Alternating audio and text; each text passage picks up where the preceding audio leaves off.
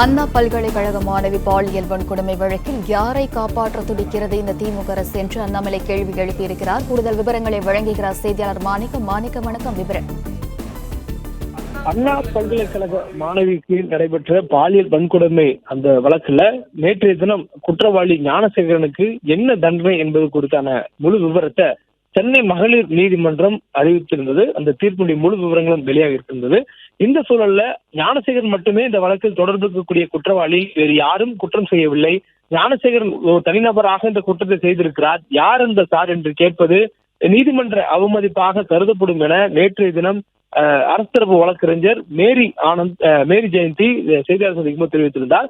இந்த சூழல்ல தற்பொழுது பாஜகவுடைய முன்னாள் மாநில தலைவர் அண்ணாமலை ஒரு காணொலி வெளியிட்டிருக்கிறார். அதுல சிடிஆர் என சொல்லக்கூடிய அந்த தொலைபேசிகளுடைய வரக்கூடிய கால்ஸை பதிவு பண்ணக்கூடிய கால் டீடைல் ரெக்கார்ட் என்று சொல்லக்கூடிய இந்த சிடிஆர் மூலமாக ஞானசேகரன் யாருடெல்லாம் தொடர்பு கொண்டிருக்கிறான் என்ற விவரங்களை அண்ணாமலை வெளியிடுவதாக இந்த காணொலியில தெரிவித்திருக்கிறார். இந்த கால் டீடைல் ரெக்கார்டு என்று சொல்லக்கூடியது மூலமாக ஞானசேகரன் குற்றம் செய்த நாளிலிருந்து அதற்கு முன்பாகவும் அதற்கு பின்பாகவும் யாருடன் பேசியிருக்கிறார் என்பதற்கான ஆதாரங்கள் இருக்கின்றன. இந்த சூழல்ல ஏன் அவர்களை எல்லாம் இந்த வழக்கில் விசாரிக்கவில்லை என்று கேள்வி எழுப்பக்கூடிய அண்ணாமலை யாரெல்லாம் அந்த வழக்கில் தொடர்பு இருக்கக்கூடிய வாய்ப்பு இருக்கக்கூடிய நபர்களாக கருதப்படுகிறார்கள் என்ற ஒரு பட்டியலை வெளியிட்டிருக்கிறார்.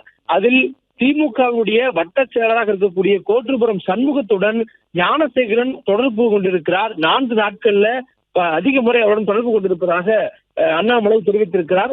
திமுகவுடைய 170 வட்ட பிரிவினுடைய வட்ட செயலராக இருக்கக்கூடிய கோட்டூர் சண்முகத்துடன் ஞானசேகரன் தொடர்பு கொண்டு பேசியிருக்கிறார். அதுவும் இந்த குற்றம் செய்யப்பட்ட நாளுக்கு முன்பாகவும் பேசியிருக்கிறார், அதற்கு பின்பாகவும் பேசியிருக்கிறார் என்ற ஒரு குற்றச்சாட்டை அண்ணாமலை இந்த காணொலி மூலமாக முன்வைத்திருக்கிறார்.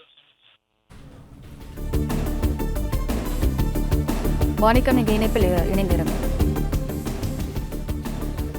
பிளே ஸ்டோர் மற்றும் ஆப் ஸ்டோரில் இருந்து பாலிமர் செயலியை QR கோடு மூலம் பதிவிறக்கம் செய்யுங்கள்.